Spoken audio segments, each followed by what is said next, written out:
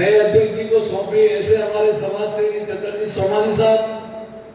हमारे सुभाष जी महात्मा साहब, हमारे ध्रुव जागर साहब, हमारे बीच में नव निर्वाचित राजस्थान सरकार के प्रशासनिक अधिकारी रहे मधुर मिलन साहब,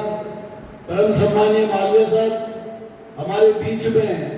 नाथद्वारा के गौरव और ख्याति प्राप्त अस्थि विशेषज्ञ डॉक्टर परम सम्मानीय डॉक्टर कुमार साहब, हमारे बीच में विराजमान शहर के जाने माने विधि विख्याता मांडवत साहब, और जो सामने बैठे वो सारी एक से एक इतनी बड़ी विभूतियां है कि मैं उनका नाम लेऊं तो ज्यादा समय लग जाएगा। इसके लिए जिनका नाम मेरे जुबा पे आ गया वो जुबा पर,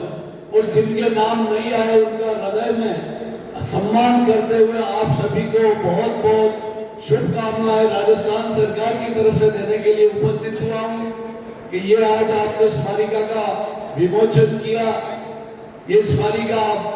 हमारे नाथद्वारा समाज के लिए ही नहीं,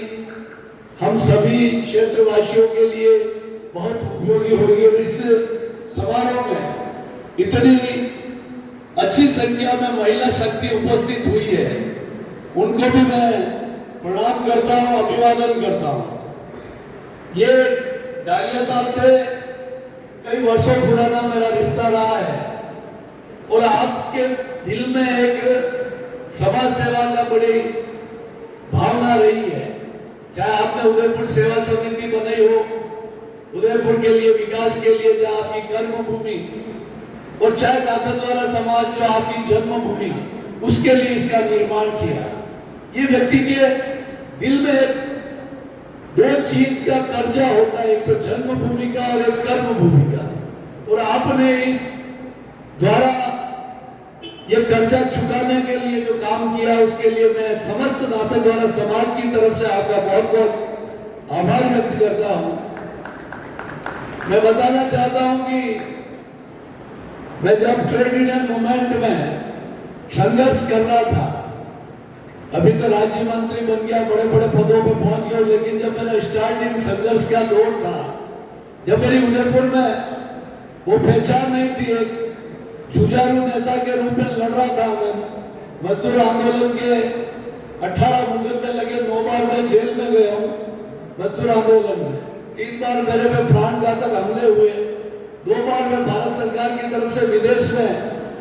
भारत का प्रतिनिधित्व भी किया, और कई पदों पे सिंडिकेट बैंक का डायरेक्टर रहा, वर्कर्स एजुकेशन बोर्ड का चेयरमैन रहा, ईएसआई रीजनल बोर्ड का, प्रदेश कांग्रेस कमेटी का महासचिव रहा, स्टेट का प्रभारी रहा, फिर राज्य मंत्री, और इंटर का तो मैं लगातार निर्विरोध प्रदेश अध्यक्ष बनता जा रहा हूं। लेकिन मेरी जो बुनियाद, जब मेरी नींव भरी जा रही थी, उस समय गणेश जी डालिया का बहुत बड़ा योगदान रहा। जब मालिक मेरे नाम से भयभीत होते थे, फैक्ट्री के मालिक, अरे वो खतरनाक लीडर है साहब, उसकी यूनियन नहीं आनी चाहिए, वो बहुत ये हो, तब गणेश जी डालिया मेरी जमानत देते थे कि इस नेता की मैं जिम्मेदारी लेता हूं, और मेरे से खाली स्टाम्प पे साइन करा के ले जाओ, इस व्यक्ति की यूनियन बनने से तुम्हारी फैक्ट्री अच्छी चलेगी, ये गारंटी कार्ड, जैसे आज अशोक जी गहलोत गारंटी कार्ड बांट रहे थे, उस समय में इन्होंने गारंटी कार्ड मेरा जारी किया था। ये इनकी आंखों में फर्क है। मेरी प्रतिभा का आपने आकलन कर लिया था कि ये लड़का किसी दिन राज्य मंत्री बनेगा, किसी दिन बहुत ऊंचे स्थान पे पहुंचेगा। संघर्ष के दिनों में, जैसे अभी आपने कहा कि सुख दुख में काम आ जाए, तो उस समय में भी आप काम आए। और मुझे जब पहली बार कांग्रेस पार्टी से आपके पार्षद का चुनाव लड़े, तो मुझे आपके वार्ड की चुनाव की जिम्मेदारी दी, जब मैं समझता ही नहीं था कि राजनीति में चुनाव कैसे लड़ाया जाता और लड़ा जाता। एक नौजवान पे आपने विश्वास किया, और यह उपस्थित लोगों को मालूम होना चाहिए कि भारतीय जनता पार्टी का गढ़ जनसंघ का किला,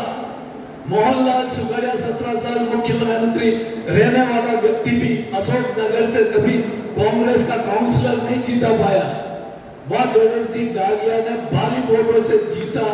दर्ज करके उदयपुर के इतिहास में एक मील का पत्थर साबित किया। तो मुझे भी राजनीति में पहले पायदान में चुनाव जीताने का श्रेय मिला और उसी से मेरा पॉलिटिकल बैकग्राउंड कांग्रेस पार्टी में शुरू हुआ। उसके बाद में 98 में डॉक्टर सीपी जोशी जी का चुनाव कन्वीनर बना, अशोक जी गहलोत जब प्रदेश अध्यक्ष